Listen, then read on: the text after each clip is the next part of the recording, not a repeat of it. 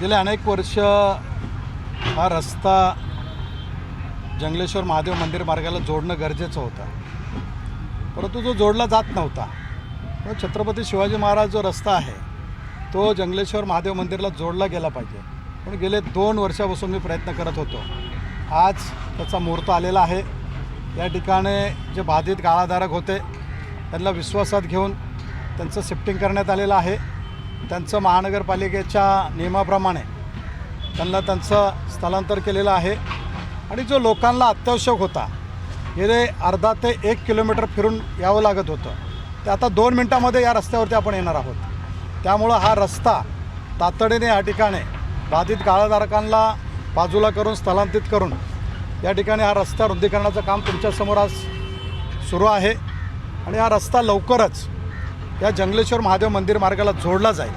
याचे अनेक फायदे आहेत. तर या रस्त्याच्या शेजारीच या परिसरामध्ये एकही हिंदू स्मशानभूमी नव्हती आणि म्हणून आपण या ठिकाणी एक हिंदू स्मशानभूमी बनवायचं काम सुरू करतो आहे.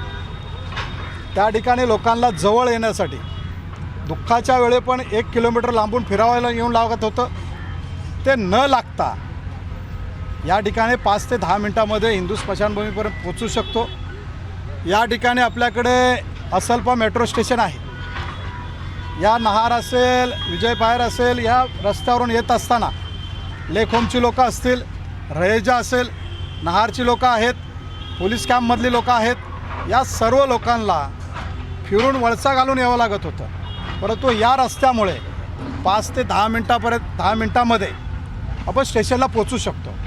म्हणून अशा पद्धतीने हा महत्त्वाचा रस्ता आज महानगरपालिकेच्या माध्यमातून आपण हा रस्ता रुंदीकरण करून घेतलेला आहे.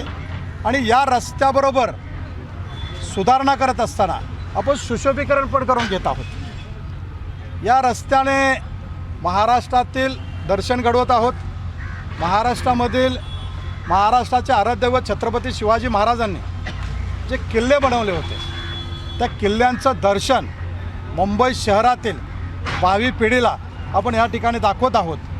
किल्ल्यावरती जाता येईल न जाता येईल, परंतु याच ठिकाणी किल्ल्यांची माहिती या ठिकाणी भावी पिढीला आपण देत आहोत. एबीपी माझा, उघडा डोळे बघा नीट.